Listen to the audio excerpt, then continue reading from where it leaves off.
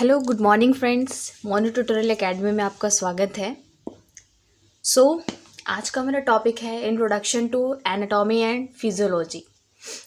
Friends, मेरे YouTube subscriber ने मुझे ये टॉपिक रिकमेंड किया कि मैं इसके ऊपर आपको कोई वीडियो बनाऊं एनाटॉमी एंड फिजियोलॉजी पे। फर्स्टली हम पढ़ेंगे introduction to anatomy and physiology. इसका कोई पर्टिकुलर आपको टॉपिक पढ़ना हो तो आप पर्टिकुलर कोई टॉपिक का नाम भी मेंशन कर सकते हैं कमेंट के अंदर। कमेंट बॉक्स में आप लिख दीजिएगा, उस पर टॉपिक बन जाएगी।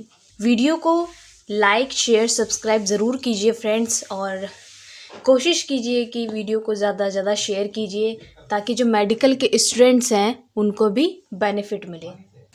फ्रेंड्स, आज का हमारा topic introduction to anatomy and physiology.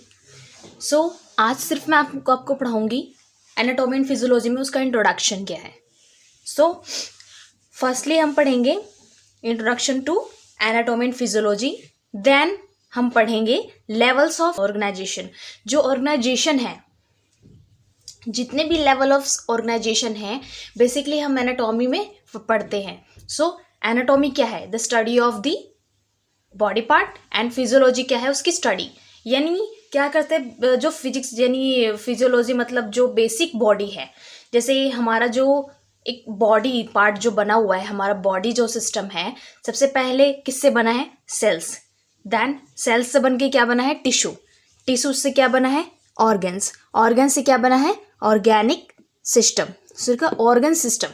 यानी जब तक सेल्स मिलकर टिश्यू नहीं बनाते, टिश्यू मिलकर ऑर्गन्स नहीं बनाते, और ऑर्गन्स मिलकर ऑर्गन सिस्टम नहीं बनाते, तब तक वो एनाटॉमी एंड फिजियोलॉजी नहीं कहलाते। ठीक है, तो ये हम इसे कह सकते हैं central of dogma.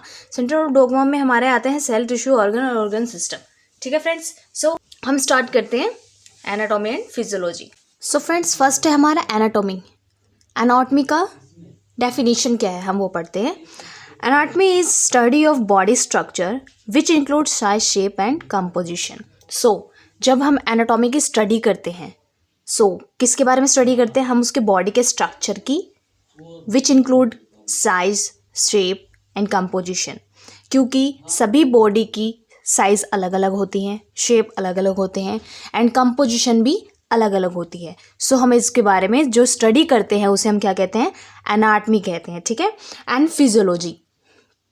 Physiology is the study of how the body functions.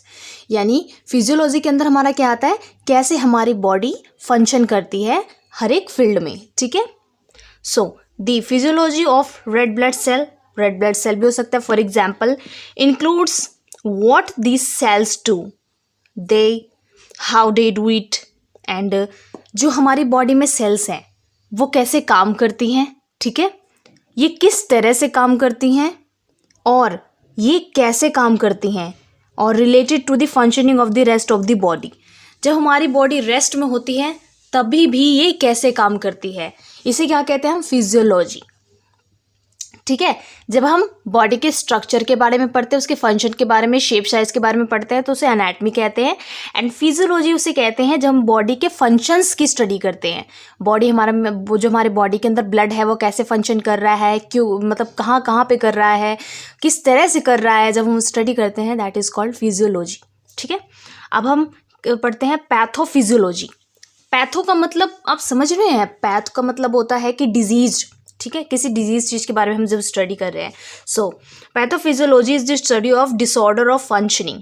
Okay, जो डिसऑर्डर ऑफ फंक्शनिंग है, जैसे हमारी बॉडी में कोई डिसऑर्डर हुआ है, किसी ऑर्गन में कुछ डिसऑर्डर हुआ है, डैमेज हुआ है, डिजीज हुआ है, उसके बारे में जब हम स्टडी करते हैं तो उसे क्या कहते हैं? पैथोफिजियोलॉजी। ठीक है, and a knowledge of normal physiology makes such disorder easier to understand. Okay, जब हम हेल्दी बॉडी की स्टडी करते हैं, हेल्दी ऑर्गन की स्टडी करते हैं, तो हमें ज़्यादा इजी होता है डिजीज़ जो डिसऑर्डर ऑर्गन है उसके बारे में स्टडी करना। जब हम डिसऑर्डर ऑर्गन्स या किसी पर्टिकुलर बॉडी के ऑर्गन्स की स्टडी कर रहे हैं तो उसे हम क्या कहते हैं? पैथोफिजियोलॉजी कहते हैं। ठीक है, आपको क्लियर है एनाटॉमी, फिजियोलॉजी एंड पैथोफिजियोलॉजी। ठीक है, एक और आता है level of organisation. Level of organisation के अंदर मैंने आपको क्या क्या बताया? पहले सेल्स होगी, उसके 10 जो ग्रुप ऑफ सेल्स है उससे टिश्यू बनती है, टिश्यू से ऑर्गन बनते हैं एंड देन ऑर्गन सिस्टम बनते हैं, ठीक है। इसके अंदर लेवल ऑफ ऑर्गेनाइजेशन में हमारे ये इंक्लूड्स हैं जिसे हम सेंट्रल ऑफ डॉग्मा भी कहते हैं, ठीक है friends. So basically anatomy and physiology में हमारा है क्या। एनाटमी के अंदर हम बॉडी के स्ट्रक्चर की बात करेंगे, उसमें उसके जो शेप साइज है, जैसे स्केलेटन हमारा है, जो ह्यूमन बॉडी का स्केलेटन है, ह्यूमन बॉडी के स्केलेटन में टोटल 206 बोन्स हैं। अगर आपको 206 बोन्स की भी लेक्चर चाहिए तो आप कमेंट बॉक्स में लिख कर बता दीजिएगा, 206 बोन्स की भी लेक्चर मैं आपको दे दूंगी, ठीक है फ्रेंड्स, विद डायग्राम्स, ठीक है। डायग्राम्स भी आपको समझा दिया जाएगा कि कौन सा बोन कहाँ पर है और कैसे है, ठीक है। क्योंकि काफ़ी क्या होता है, बच्चों को ये नहीं पता होता कि हमारा ब्यूटी बोन क्या है।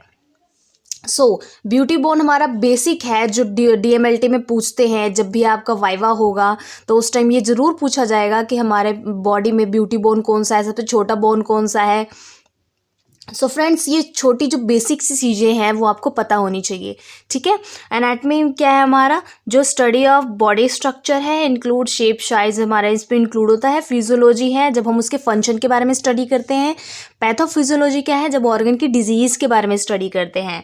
अब हम आते हैं level of organisation. Level of organisation हमारा फर्स्टली क्या है, सेल्स है, group of cells. Group of cells जब बनते हैं तो क्या बनता है, टिश्यू बनता है, टिश्यू से ऑर्गन बनते हैं, ऑर्गन से ऑर्गन सिस्टम बनते हैं। फ्रेंड्स, ये लेवल आप याद रखिएगा, ठीक है। अब आता है हमारा सेल। फर्स्ट है हमारा सेल। सेल क्या है, the smallest living unit of structure and function are cells.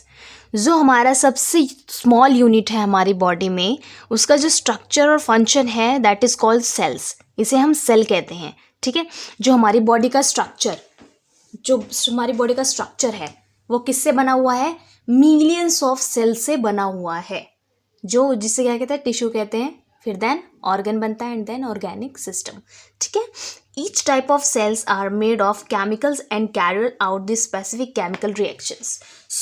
जो ईच सेल है, सेल्स के अंदर न्यूक्लियस होगा, ठीक है। उनको क्या है, वो केमिकल से बने हुए हैं, किसी ऐसे पर्टिकुलर केमिकल से बने हुए हैं जो कैरी करते हैं केमिकल रिएक्शंस।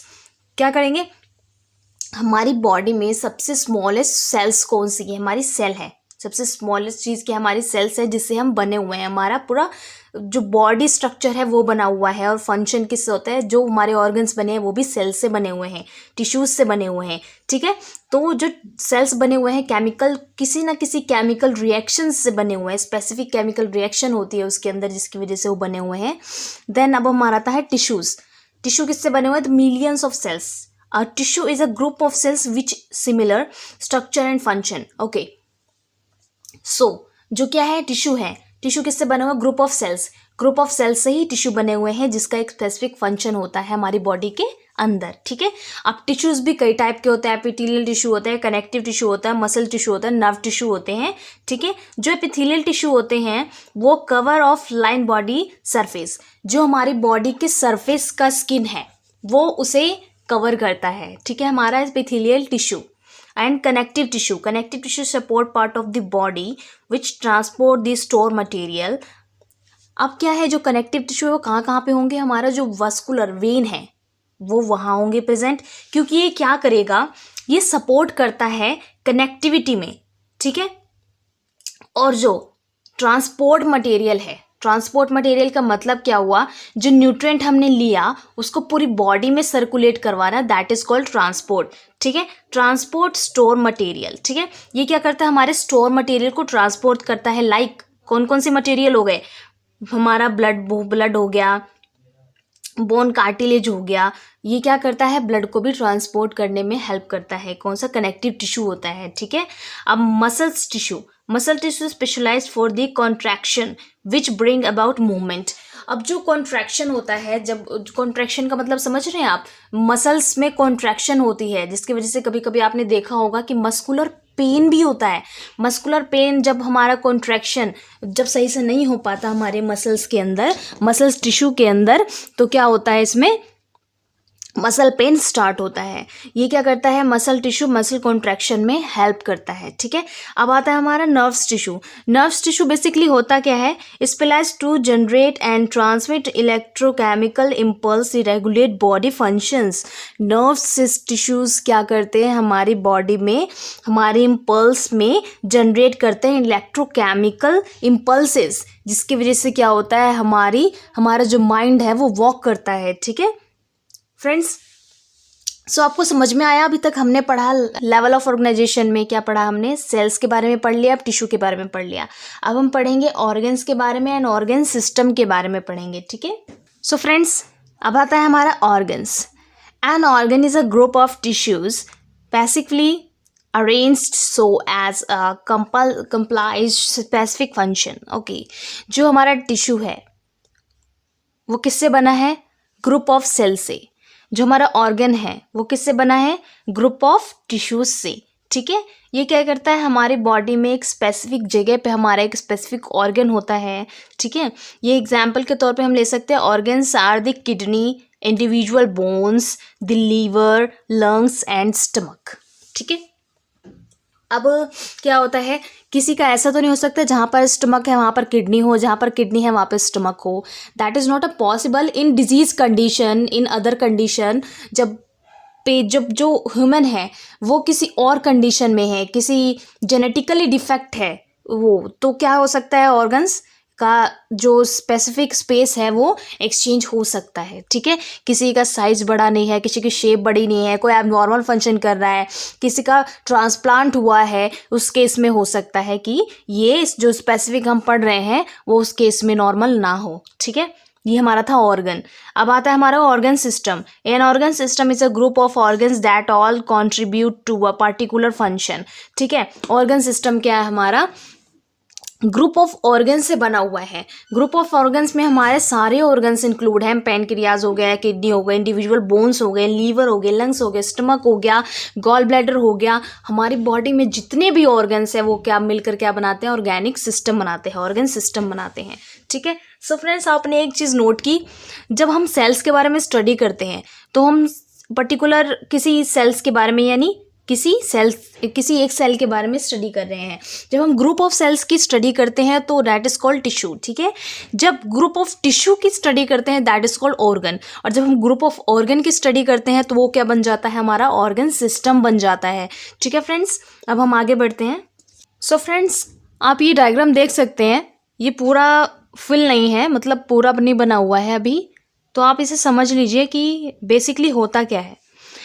पहले केमिकल लेवल होते हैं, केमिकल लेवल का सेलुलर लेवल होते हैं हमारी बॉडी के अंदर। उसके बाद ये जो हमारे एपिथेलियल सेल्स हैं, हमारे epithelial, cuboidal epithelial, squamous epithelial, smooth muscles, tissues level होता है हमारा, ऑर्गन लेवल होता है, ऑर्गेनिक लेवल होता है, ऑर्गन सिस्टम होता है। ऑर्गन सिस्टम में बेसिकली सारे ऑर्गन्स इंक्लूड होते हैं हमारी बॉडी के अंदर। सो बेसिकली क्या होता है, जो लेवल ऑफ स्ट्रक्चर होता है हमारी बॉडी के अंदर वो ये दिखाया हुआ है कि पहले सेल्स बनते हैं, देन टिश्यू बनते हैं, टिश्यू से ऑर्गन बनता है, ऑर्गन से ऑर्गेनिक सिस्टम बनता है। बेसिकली एनाटॉमी एंड फिजियोलॉजी में क्या है, एनाटॉमी के बारे में जब मैं बताऊं आपको कि हम बेसिकली क्या पढ़ते हैं उसके अंदर, बेसिकली हम साइज, शेप, उस शेप पढ़ते हैं, और जो हमारा फिजियोलॉजी होता है, the study of the function, हमारी बॉडी में का जो फंक्शन है हम उसके बारे में पढ़ते हैं। सो इसकी वीडियो की रिक्वायरमेंट अगर है आपको, इसके आगे भी आपको पढ़ना है, बोन्स के बारे में पढ़ना है, मसल्स के बारे में पढ़ना है, सो फ्रेंड्स वीडियो के कमेंट बॉक्स में आप लिख कर ज़रूर बताइएगा, पर्टिकुलर आप टॉपिक का नाम लिखकर बताइए, क्योंकि अगर आप एनाटॉमी एंड फिजियोलॉजी लिखकर बताते हैं तो एनाटॉमी एंड फिजियोलॉजी बहुत बड़ा है, बहुत ज़्यादा एक्सटेंडेड है, जिसकी वजह से एक बार में इसकी वीडियो नहीं बन सकती। सो पर्टिकुलर किसी टॉपिक का नाम बताइए जिसकी वजह से मैं आपको और ईजिली समझा सकूँ और बता सकूँ, ठीक है फ्रेंड्स। अगर वीडियो आपको अच्छी लगी है तो इसे लाइक, शेयर, सब्सक्राइब ज़रूर कीजिएगा और ज़्यादा से ज़्यादा शेयर कीजिए, ताकि जो मेडिकल के स्टूडेंट्स के बच्चे हैं उनको प्रॉब्लम ना हो एनाटॉमी एंड फिजियोलॉजी में, ठीक है फ्रेंड्स। इसके अलावा अगर आपको किसी भी टॉपिक में, हैमेट में, माइक्रोबायोलॉजी में, हिस्टोपैथोलॉजी में, किसी में भी किसी टॉपिक के बारे में समझना हो, प्लीज़ DMLT से रिलेटेड कोई भी टॉपिक हो आप मुझे कमेंट बॉक्स में लिखकर बताइए, उसके ऊपर आपको वीडियो मिल जाएगी। सो फ्रेंड्स, वीडियो को लाइक शेयर सब्सक्राइब ज़रूर कीजिएगा। सो फ्रेंड्स, आज का हमारा टॉपिक था introduction to anatomy and physiology. So introduction में हमारा इतना ही था। सो अगर इसके लिए आपको और भी वीडियोज़ चाहिए एनाटॉमी एंड फिजियोलॉजी पे, तो हम कमेंट बॉक्स में लिखकर बता दीजिए please. Thank you so much.